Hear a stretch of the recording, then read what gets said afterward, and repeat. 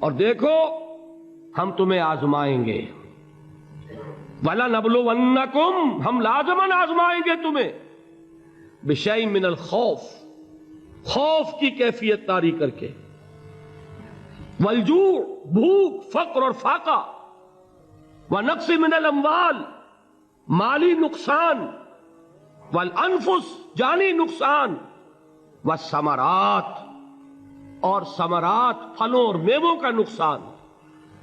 میرے نزدیک یہاں پر ثمرات کا مفہوم ایک اور بھی ہے۔ ایک تو صاف تھا کھجور کی فصل تیار ہے، غزوہ تبوک جانے کا حکم مل گیا، کون اتارے گا؟ اور کھجور وقت پر اتری نہیں، برباد ہو جائے گی۔ یہ ہو رہا ہے نا میووں کا نقصان۔ اور میرے نزدیک یہاں یہ بھی ہے، بسا اوقات بہت سی محنتوں کا نتیجہ انسان دیکھتا ہے کہ ضائع چلا گیا، میں نے 10 سال محنت کی، حاصل کوئی نہیں نکلا۔ یہ ثمرات کیا ہیں؟ محنتیں، محنتوں کے ثمرات کا ضیاع۔ کوشش آپ نے کی، قسمت کی خوبی دیکھی ہے، ٹوٹی کہاں کمن، 2-4 ہاتھ جب کے لبے بام رہ گیا۔ Be prepared.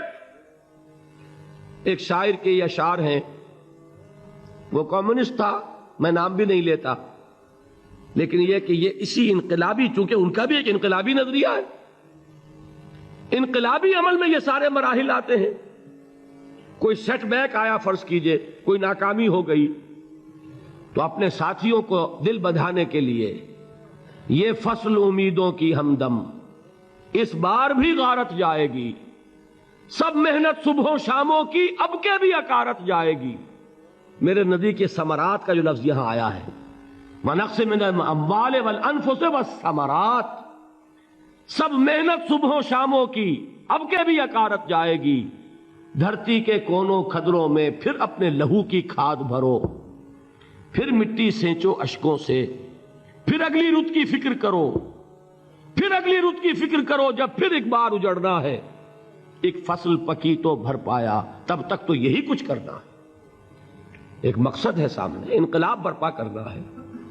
ایک کوشش ناکام ہو جائے کوئی پرواہ نہیں، نیکسٹ، پھر تیار رہو ناکامی کے لیے۔ ایسا نہ ہو جو انگریزی میں کہتے ہیں hope for the best but be prepared for the worst. ایسا نہ ہو کہ دوسری مرتبہ ناکام ہو کے بددل ہو جاؤ، تمہاری ہمتیں جواب دے جائیں، نہیں، پہلے سے تیار رہو کہ دوسری مرتبہ بھی ناکامی آئے تو آئے، لیکن جب تک کہ کامیابی حاصل نہیں ہوتی ہمیں یہ کام کیے چلے جانا۔ دیکھیے سیرت میں آیا کہ نہیں یہ واقعہ؟ بدر میں مسلمانوں کو فتح ہوئی تو احد میں زک پہنچی کہ نہیں؟ 70 صحابہ شہید ہوئے کہ نہیں؟ اگر ان کی ہمتیں جواب دے جاتی تو گاڑی کیسے چلتی آگے؟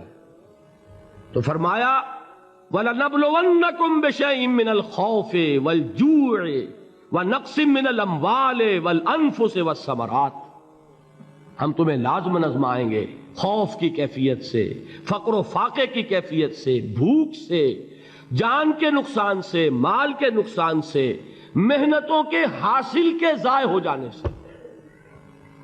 وَبَشِّرِ الصَّابِرِينَ، اور اے نبی بشارت دیجئے صبر کرنے والوں کو، الَّذِينَ إِذَا أَصَابَتْهُمْ مُصِيبَةٌ، وہ کہ جب ان پر کوئی تکلیف آئے، کوئی مصیبت آئے، کوئی آزمائش آئے، قَالُوا إِنَّا لِلَّهِ وَإِنَّا إِلَيْهِ رَاجِعُونَ، وہ یہ کہیں کہ ہم اللہ ہی کے ہیں، اللہ ہی کی طرف لوٹ جانا ہے۔ یہ وہی انداز ہے جو میں نے فارسی کا شعر سنایا تھا آپ کو کہ سرے تسلیم خم ہے جو مزاج یار میں آئے۔ وہ ہمارا مولا ہے، ہمارا آقا ہے، اگر اسے یہی منظور ہے تو ہمیں بھی یہی منظور ہے۔ میں نے تسلیم و رضا کی بات کی تھی نا، آپ کو کچھ شعر سنائے تھے، ایک شعر اور سنیے، اور یہ کس کا ہے؟ محمد علی جوہر کا۔ ایک مرتبہ جیل گئے، ان کی ایک بیٹی جوان بیمار ہوئی، فوت ہو گئی، باہر چھوڑا انگریز نے، جاؤ بھائی دفن کر دو بیٹی کو۔ دوسری مرتبہ جیل گئے، دوسری جوان بیٹی اسی مرض میں مبتلا ہوئی، اب یہ جیل میں ہے، خبر پہنچی کہ دوسری بیٹی کے اوپر بھی اسی مرض کا حملہ ہوا ہے۔ ایک نظم لکھی ہے جس کا آخری شعر یہ ہے، تیری صحت ہمیں منظور ہے لیکن اس کو نہیں منظور تو پھر ہم کو بھی منظور نہیں۔ یہ ہے، جب تک یہ کیفیت نہ ہو اس میدان میں آدمی ثابت قدم نہیں رہ سکتا۔ کہ میرے رب کو اگر یہ منظور ہے تو یہی مجھے منظور ہے، اور تیری صحت ہمیں چاہیے تو ضرور، لیکن ہمارے رب کو منظور نہیں تو ہمیں بھی منظور ہے۔ راضی برضائے رب۔ وبشر الصابرین الذین اذا اصابتهم مصیبۃ قالوا انا للہ وانا الیہ راجعون۔ نہ شود نصیب دشمن کے شود ہلاک تیغت، سر دوستہ سلامت کے تو خنجر آزمائی۔ اولئک علیہم صلوات من ربہم ورحمہ، یہی ہیں وہ لوگ جن پر ان کے رب کی طرف سے عنایتیں ہیں اور رحمتیں ہیں۔ وَأُولَٰئِكَ هُمُ الْمُهْتَدُونَ، اور یہی ہیں وہ لوگ جو کامیاب ہونے والے ہیں، ہدایت پانے والے، ہدایت یافتہ۔ اسی سورہ بقرہ میں ذرا آگے چل کر، یہ تو ہے 20واں رکوع، 19واں رکوع، 21ویں رکوع کی پہلی آیت ہے لَيْسَ الْبِرَّ أَن تُوَلُّوا وُجُوهَكُمْ قِبَلَ الْمَشْرِقِ وَالْمَغْرِبِ وَلَٰكِنَّ الْبِرَّ مَنْ آمَنَ بِاللَّهِ وَالْيَوْمِ الْآخِرِ وَالْمَلَائِكَةِ وَالْكِتَابِ وَالنَّبِيِّينَ وَآتَى الْمَالَ عَلَىٰ حُبِّهِ ذَوِي الْقُرْبَىٰ وَالْيَتَامَىٰ وَالْمَسَاكِينَ وَابْنَ السَّبِيلِ وَالسَّائِلِينَ وَفِي الرِّقَابِ وَأَقَامَ الصَّلَاةَ وَآتَى الزَّكَاةَ وَالْمُوفُونَ بِعَهْدِهِمْ إِذَا عَاهَدُوا وَالصَّابِرِينَ فِي الْبَأْسَاءِ وَالضَّرَّاءِ وَحِينَ الْبَأْسِ۔ اب یہ آیت جو ہے سورۃ العصر میں جو مضامین آئے تھے سارے اس میں موجود ہیں۔ وہاں ایمان کا لفظ آیا، یہاں 5 ایمانیات کی تفصیل آ گئی، اعمال کی تفصیل آئی، اور آخری بات وہاں کیا ہے وَتَوَاصَوْا بِالصَّبْرِ، اور یہاں کیا ہے وَالصَّابِرِينَ فِي الْبَأْسَاءِ وَالضَّرَّاءِ وَحِينَ الْبَأْسِ، اور صبر کرنے والے، اصل نیکی ان کی ہے جو صبر کریں، کس میں؟ جنگ کے وقت، ذرائے، باسائے، باسا کہتے ہیں فقر اور فاقہ، واحد آئے گا باس تو اس کے معنی جنگ، اور باسا جمع میں آئے گا تو فاقہ، فقر، بھوک، اور ذرائے جسمانی تکلیف، ضرر، جسمانی تکلیفوں میں صبر کرنے والے، فقر اور فاقے میں صبر کرنے والے، اور جنگ کے وقت صبر کرنے والے۔ اولئک الذین صدقوا واولئک هم المتقون، یہ ہیں وہ لوگ جو صبر کرنے والے ہیں، یہ ہیں جو سچے ہیں، جو اپنے دعوے میں نیکی کے اور ایمان کے صادق ہیں، اور یہی وہ لوگ ہیں جو متقی ہیں۔ اگلی سورت ہے سورہ آل عمران، اس میں 2 لفظ آئے ہیں، آخری آیت یا ایھا الذین آمنوا اصبروا وصابروا ورابطوا واتقوا اللہ لعلکم تفلحون۔ دیکھیے یہاں صبر اور صابر، جو تعلق جہد اور جہاد کا ہے وہی ہے صبر اور مصابرت۔ صبر ایک طرفہ عمل ہے، آپ جھیل رہے ہیں، برداشت کر رہے ہیں، صبر علی المعصیہ، صبر علی الطاعہ، صبر علی الابتلاء، یہ سب کیا ہے؟ صبر۔ اور مصابرت کیا ہے؟ صبر کا صبر سے مقابلہ۔ یہ سورہ آل عمران، اب وقت نہیں ہے میں آپ کو سناتا اللہ تعالیٰ نے کیسے کیسے مسلمانوں سے کہا، مسلمانوں تمہیں زک پہنچی ہے تو انہیں بھی تو پہنچی تھی، ان کے 70 نہیں مارے گئے تھے بدر میں، ان کے حوصلے جو ہیں وہ تو پست نہیں ہوئے، وہ اگلے سال آ گئے تم پر چڑھائی کر کے، تم کیوں اتنا برا مان رہے ہو؟ تمہارے دل اتنے زخمی کیوں ہو گئے؟ تمہیں تکلیف پہنچتی ہے تو انہیں بھی پہنچتی ہے۔ اپنی غیرت جو ہے ہمیں ذرا اس کا جائزہ لینا چاہیے۔ لوگ باطل نظریات کے لیے کتنی قربانیاں دے رہے ہیں، لوگ باطل چیزوں کے فروغ کے لیے کتنی محنتیں کر رہے ہیں۔ جیسا کہ میں نے ابھی کہا تھا، اسی غیرت کو چیلنج کرنے کے لیے، ذرا آپ کی حمیت دینی کو جوش دلانے کے لیے، قادیانی نوجوان کتنی تعداد میں اپنے آپ کو دین کے لیے وقف کرتا ہے، اور آپ کتنے نوجوان ہیں جو اپنے آپ کو دین کے لیے وقف کر دیں، اور ہوں وہ کھاتے پیتے گھرانوں کے لوگ۔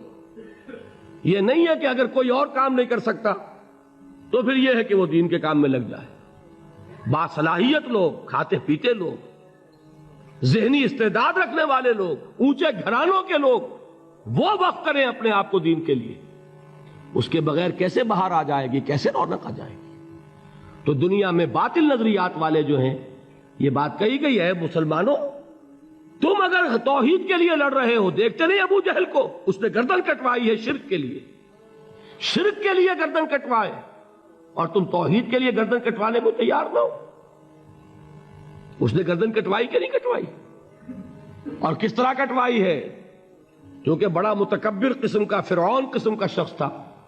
جب گردن کاٹنے لگے تو کہتا ہے ذرا نیچے سے کاٹنا، تاکہ جب تم نیزے کے اوپر چڑھاؤ میرے سر کو تو اونچا نظر آئے، معلوم ہو سردار کا سر ہے. وہ بدبخت مرتے ہوئے بھی جو اس کی کیفیت تھی نا، اس کو ذہن میں رکھیے. تو یہ اس لوگوں نے قربانیاں دی، جانیں دی. تو فرمایا اگر تم ان سے زیادہ قربانی نہیں دو گے، یہ جو نوٹ کر لیجئے اس کو، مجرد اگر حق کو غالب کرنا اللہ کے ذمے ہو تو آنے واحد میں غالب کر دے گا، تمہیں تکلیف ہی دینے کی ضرورت نہیں. سمجھ رہے؟ کیا اللہ کے مقابلے میں کوئی باطل کی طاقت ٹھہر سکتی ہے؟